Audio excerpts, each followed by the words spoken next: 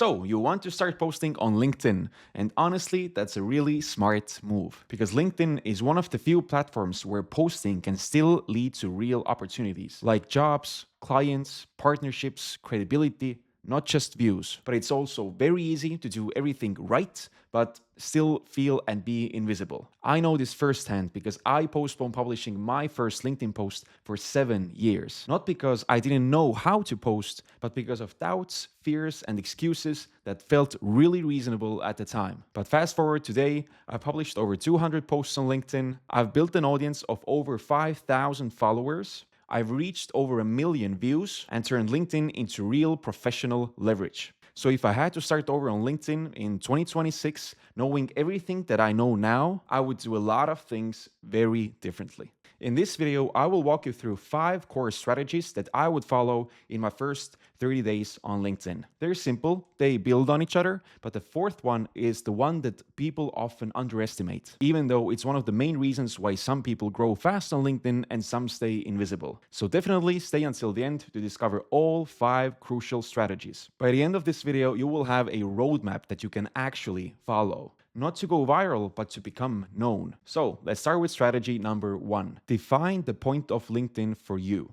Before algorithms, before content ideas, before consistency on LinkedIn, there is one thing that you have to get clear on first, but almost nobody does. And that is what LinkedIn is actually for you. So please ask yourself, is your goal to find a new job? Is your goal to attract new clients? Do you want to build credibility in your industry, or do you want to use LinkedIn as your digital diary where you can just, spill out your ideas and your thoughts? Or you want to use it as a platform where you can share your research, trends, and insights? Because every one of those goals leads to very different content decisions. And now the second part that the most people miss in this question, in this formula, is that what is your minimal ROI? Not your dream outcome, not the 10,000 followers, but the smallest result that would make posting worth it.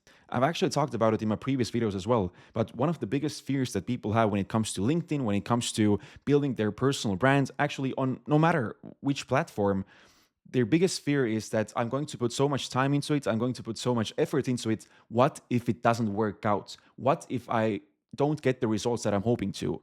Whether it's a new job, 100,000 followers, 1,000 new clients, you name it. And unfortunately, people usually want to achieve these results in a couple of posts in a matter of days or weeks. And when they don't get these types of results, they will fall off the wagon, they will quit, and then they will say that LinkedIn is not working for them, LinkedIn is pointless, and it was a waste of time and waste of effort. On the other hand, if you have figured out your minimal ROI, your minimal return on investment, then even if you don't achieve these super big goals that you have set for yourself, then there's still something little, something tangible that will make you feel that it wasn't a wasted time and effort. For example, for me as a copywriter, my minimal ROI for LinkedIn was that even if I get 0 likes, 0 comments, 0 job offers, 0 freelance clients, whatever you can get a 0 of in the first 6 months, then at least I will have a very strong writing portfolio of my posts. So whenever a new customer or corporate client approaches me and wants to see my previous work, I can just send them my LinkedIn link and they can just see my posts there, and they can see whether our style or vibe matches or not. So if you're also a copywriter, you can also use the same minimal ROI that I had. But if you're working in a different industry or in a different role, then please think, what is something tangible that you can take away from LinkedIn, even if it doesn't bring you hundreds of thousands of followers or whatever other hefty goals you have in your mind. And sometimes the smallest and the biggest ROI that you can get from LinkedIn is actually personal growth. You can get better at writing, you can get better at communication, you can get better in public speaking if you're also doing videos. You're definitely becoming more confident in sharing your ideas, in your writing, in your work, in basically every life area. So this can be your minimal ROI if you can't think of anything else. So whatever it is for you, when you define this early in your journey, you will stop quitting too soon. And once your why and minimal ROI are clear, everything else becomes easier. Now, once you know why you are on LinkedIn, the next mistake people make is that they're trying to talk to everyone, which brings us to strategy number 2. Know exactly who are you talking to. You see, you don't grow on LinkedIn by being broadly useful. You grow by being specifically relevant. So strategy number 2 is simple. Decide who your profile and content are for. And there's an important caveat here. Your target audience has to actually use LinkedIn. Because if the people you want to help aren't active there, or the employers that you want to be recruited to aren't on LinkedIn, then LinkedIn might not be the right platform for you. Maybe it's Instagram, maybe it's TikTok, maybe it's somewhere else. But if your people are on LinkedIn, then clarity definitely wins. So become clear on who are they? What are the problems they're dealing with? And what language do they use to describe those problems? Just remember, you don't need a perfect niche. You just need a clear starting point. And once you know your goal and your audience, now we need to talk about something that has quietly changed how LinkedIn works. And by the way, most people are still playing by the old rules. You see, LinkedIn today doesn't just rank posts, it evaluates context. There's a whole new LinkedIn algorithm model called 360 Brew that I will talk more about in the future videos. But all in all, roughly said, the new LinkedIn algorithm model doesn't show your content and your profile to your followers anymore necessarily, but to people your content and profile would be the most relevant to. It's basically the same way, Instagram, TikTok, YouTube, basically every other big platform are working at the moment. So you see less of the stuff that you actually are following and more of the stuff that is relevant to your previous user behavior. What have you liked? What have you engaged with? What have you added comments to? So on and so forth. Of course, there's much more to it, but that's basically the main thing that you need to understand right now. So anyway, now your LinkedIn profile also plays a role in how your content gets distributed. So who you are, what are you talking about, and who engages with you plays a much bigger role than it used to.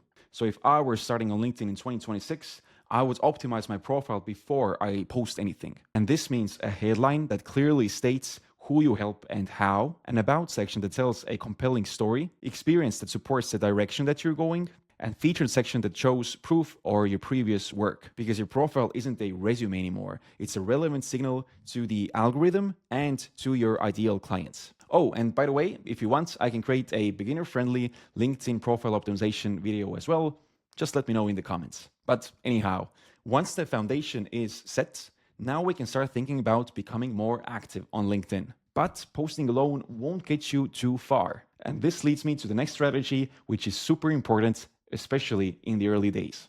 And that is commenting. Because if I were starting over today, this is where I would spend most of my energy. Because for the first 30 days, your goal shouldn't be to become famous.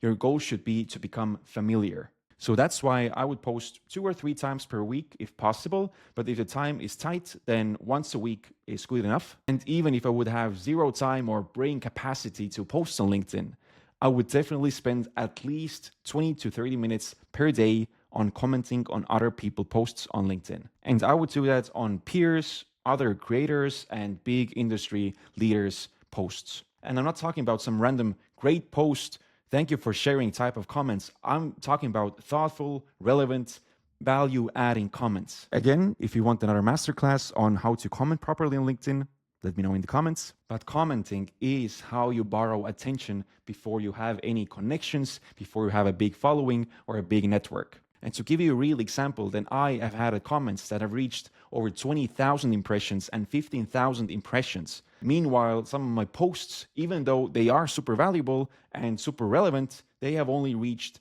several thousand impressions, especially lately when LinkedIn hasn't been super generous with pushing your content to new people, and literally every creator has complained about reduced reach. But with proper commenting strategy, even small creators with less than 1,000 followers, with less than 200 followers, can still reach thousands and tens of thousands of people just by allocating 10, 20, 30 minutes a day to being at the right place at the right time and supporting or adding value to other people's posts. Believe me when I say that it's one of the most underrated growth levers on LinkedIn. But once people start recognizing your name, there's one final piece that will make everything compound faster. It's building your network intentionally. Meaning that if I were starting today, I would send 10 to 20 connection requests per day. And not in a random or in a spammy way, but I would send it to my peers, I would send it to other people in my industry, I would send it to collaborators and potential clients and potential leads, and I would personalize them whenever possible. And definitely not to pitch, but just to connect,